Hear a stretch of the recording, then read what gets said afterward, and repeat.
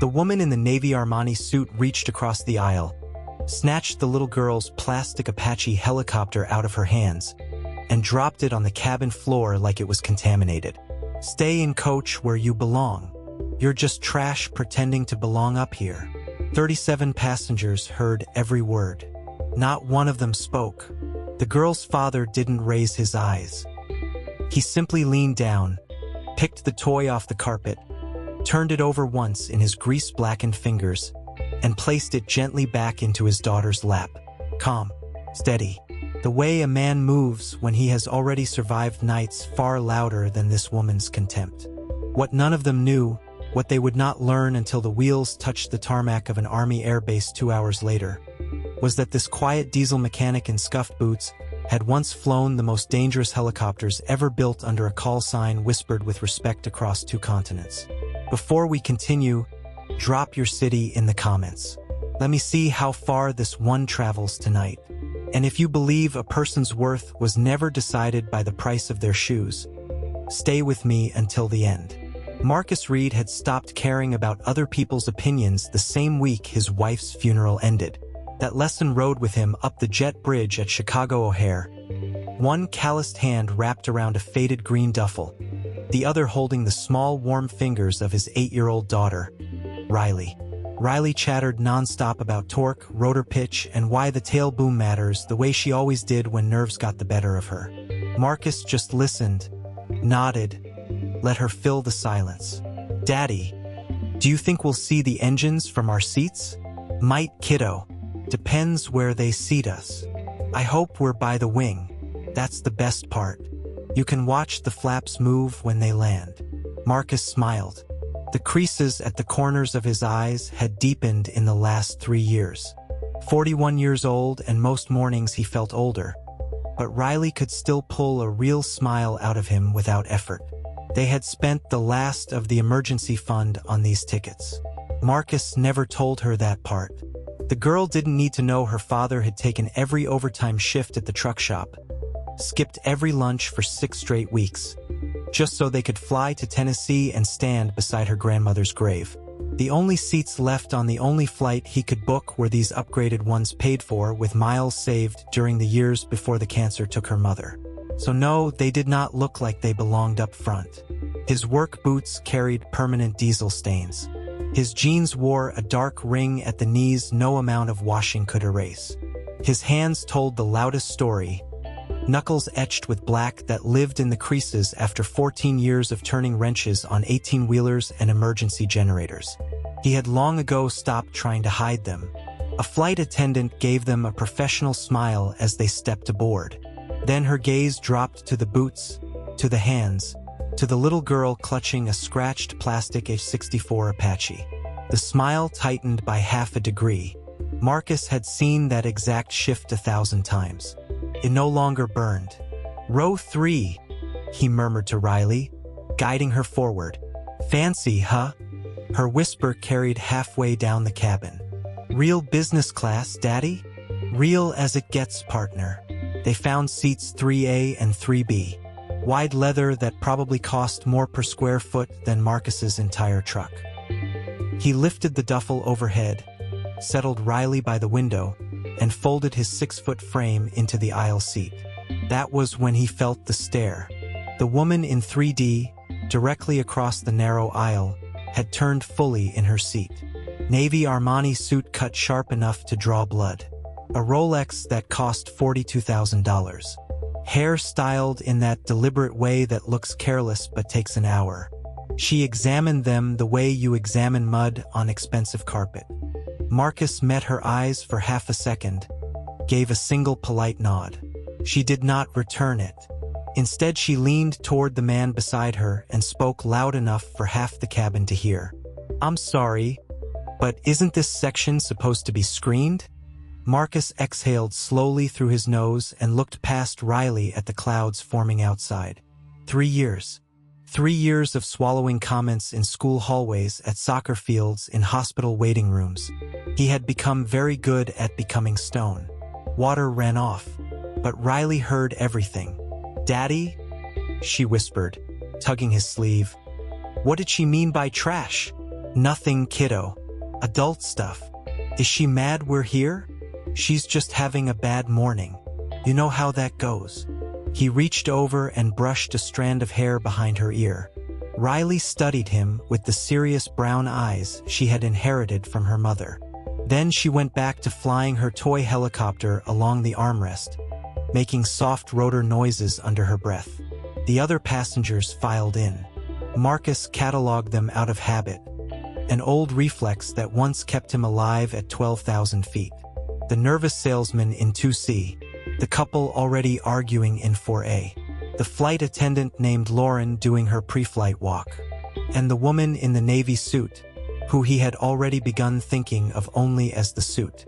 She had opened a sleek laptop and typed in sharp, angry bursts. Every few seconds her eyes flicked toward Marcus and Riley with open distaste. When Lauren came through for final checks, the suit flagged her down. "Excuse me, is there a policy about noise or appearance in this cabin? That child has been making engine sounds since we boarded, and I have a 7-figure contract to finalize." Lauren glanced at Riley, who at that exact moment sat perfectly still with her hands folded. "She seems quiet to me, ma'am." Well, she wasn't. And frankly, I'm not convinced they're even supposed to be up here. People sneak forward all the time. Marcus felt heat rise up the back of his neck. Not for himself, but for the little girl trying so hard to be small. He kept his voice level. "We're in the correct seats. Paid in full.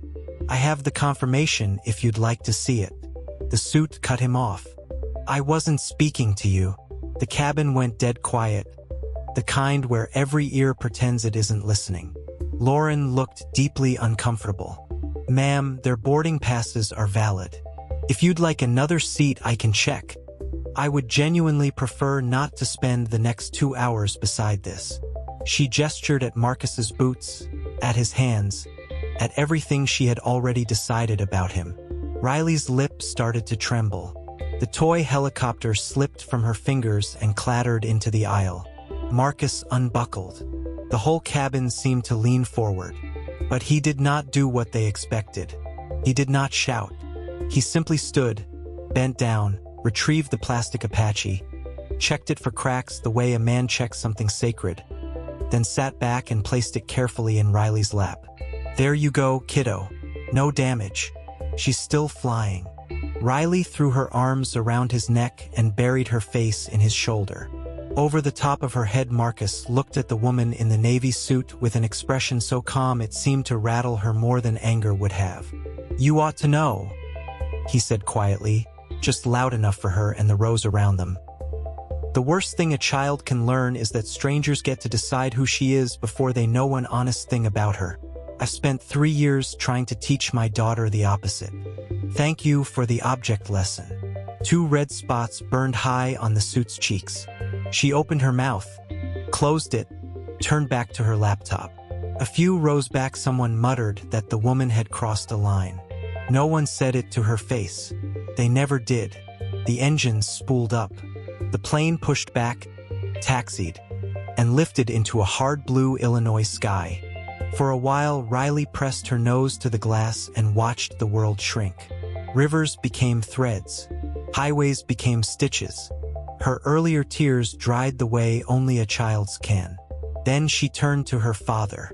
"Daddy, did it look like this when you—" She caught herself, cheeks pink, and went back to studying her toy. Marcus knew the question she had almost asked. Ever since she had found the old photograph hidden in his sock drawer, the one of him in a flight suit standing beside a matte blackish 64D Apache longbow, she had been circling the truth. He had given her half answers. That was a long time ago. Before you. He had slid the picture back into darkness and hoped the subject would stay buried. The full truth was heavier. There had been a time when his call sign, Rattler 6, was spoken in briefing rooms from Fort Rucker to Kandahar with something close to reverence. He had flown 287 combat missions, tested experimental rotor systems that pushed the edge of what physics allowed, and walked away from every crash that should have killed him. Then his wife received the diagnosis. Stage 4. The doctors stopped talking years and started talking months. Marcus did what any man who understood real stakes would do. He resigned his commission 3 weeks later. His commander had stared at him across the desk. "Reed, we can make accommodations. The army takes care of its own." "Sir, my wife is dying and my daughter is 5. There is only one place I need to be, and it isn't in a cockpit." He took a job at a diesel shop 3 blocks from Riley's school. The pay was modest. The hours let him be home for dinner, for nightmares, for every soccer game and science fair. He never regretted it. Not when the bills stacked up. Not when other parents glanced at his stained hands. Not even when women in navy suits decided he was nothing. Because every night Riley launched herself across the living room yelling, "Daddy!" like he was the greatest thing that had ever walked the earth. That was currency no rank could match. Riley's voice pulled him back. "Daddy, that lady said you were trash." Marcus looked at his daughter. Sarah's eyes looked back at him, wide and searching. "She did say that. Is it true?" He took her small hand in his large, ruined one. "These hands are dirty because they've been useful, Riley. Every bit of diesel under the nails came from keeping somebody's truck on the road so they could feed their family, or fixing a generator so an old man didn't freeze. There's no shame in that. There's the opposite of shame.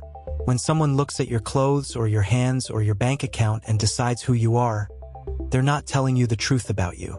They're telling you the truth about themselves. You remember that.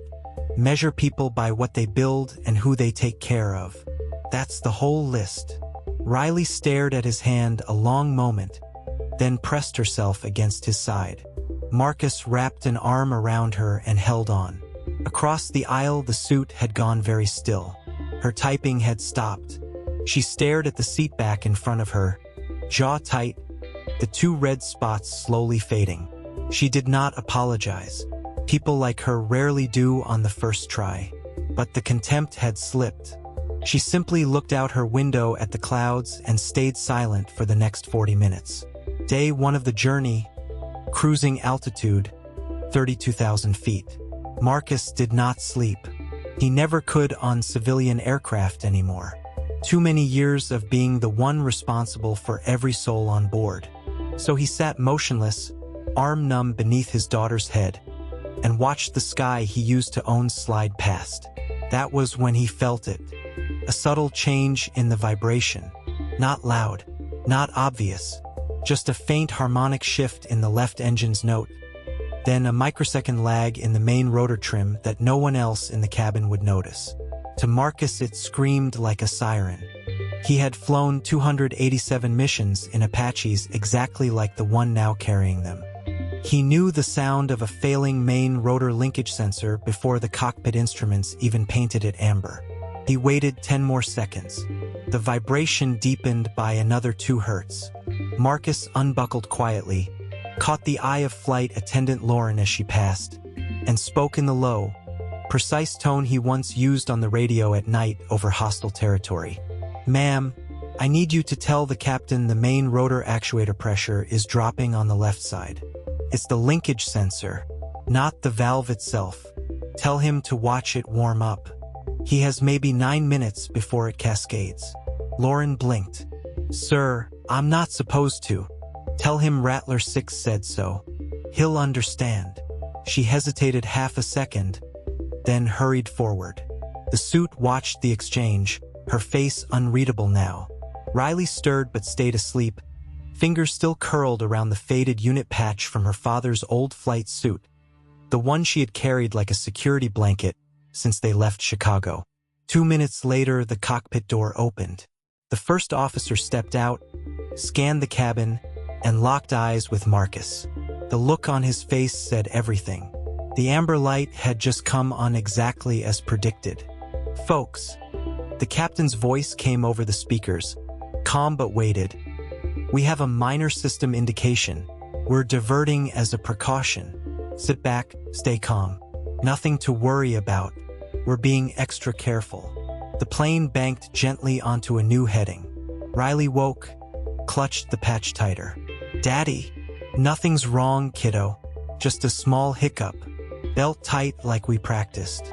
The suit's knuckles went white on the armrest. Marcus leaned across the aisle, not because she deserved comfort, but because he could not sit and watch fear chew on anyone when he had truth to give. Hey, the descent is smooth, controlled. That means they still have options and time. Breathe with me. In slow. Out slow. You're going to be fine.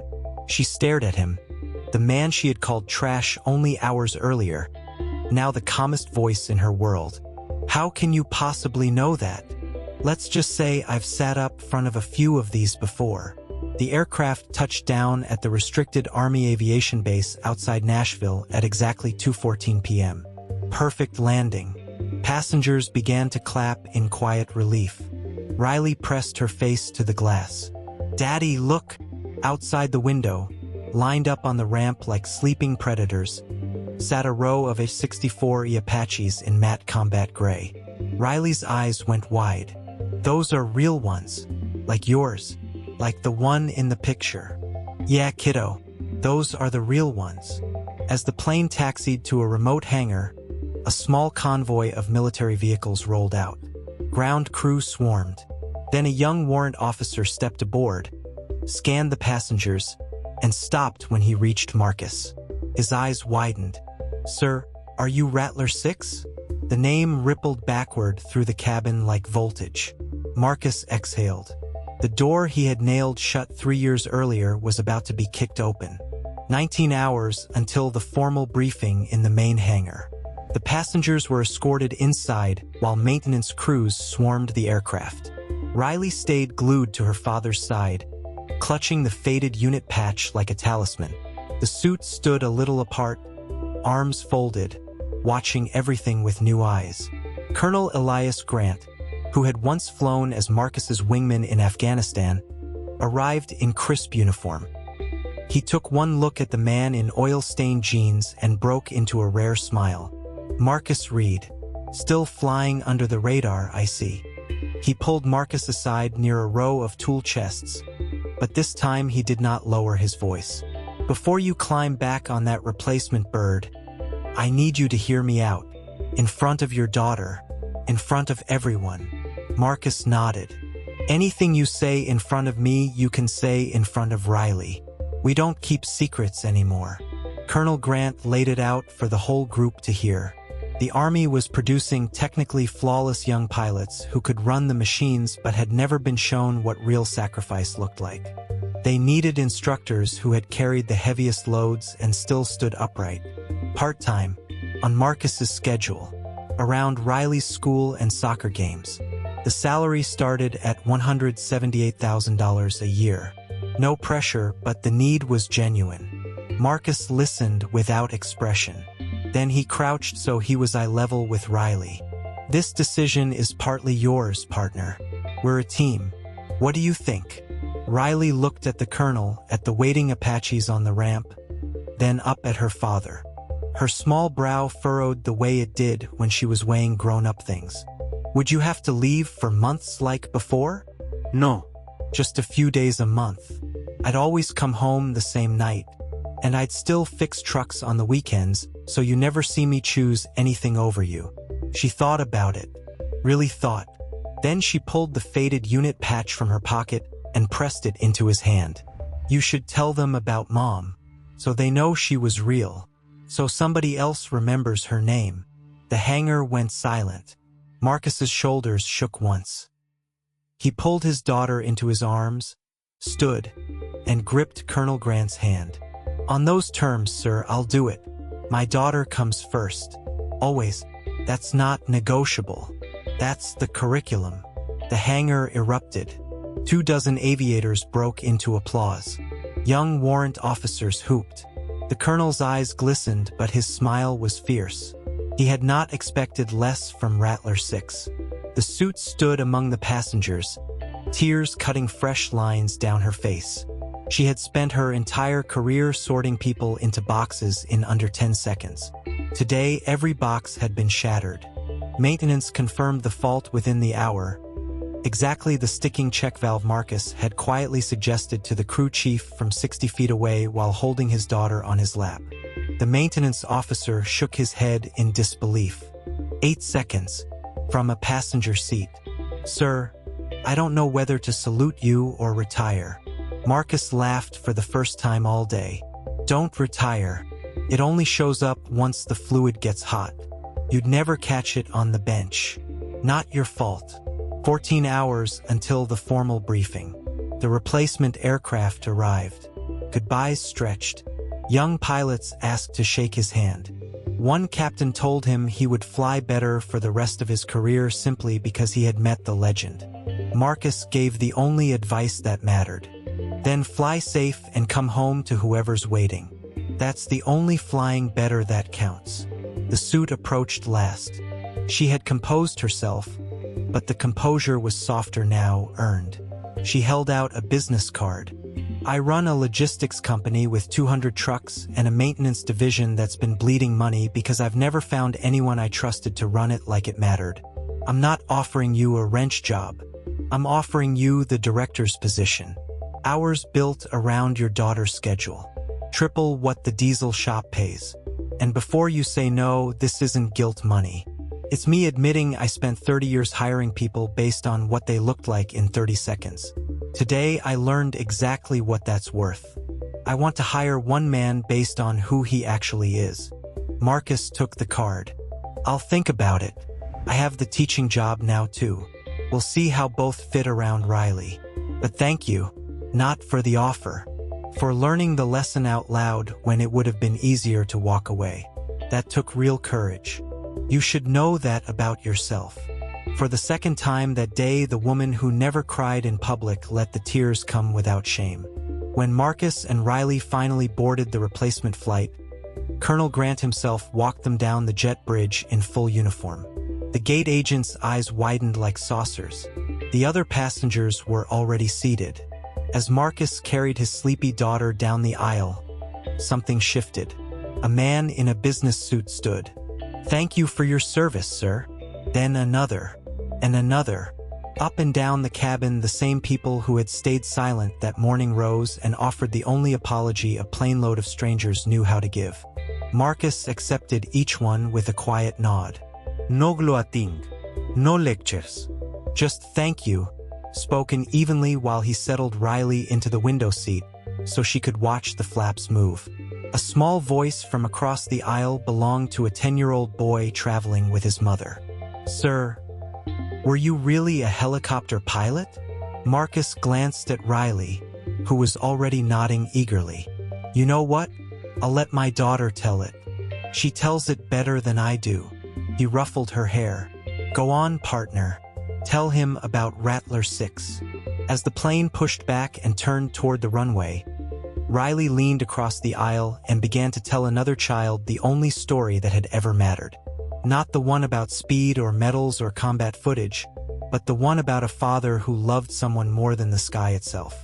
Marcus sat back, closed his eyes, and listened to his daughter's proud, bright voice carry the truth about him to a stranger. The engines spooled up.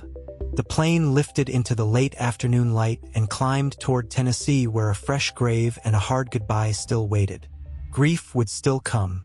It always does when you love people. But Marcus Reed was no longer invisible.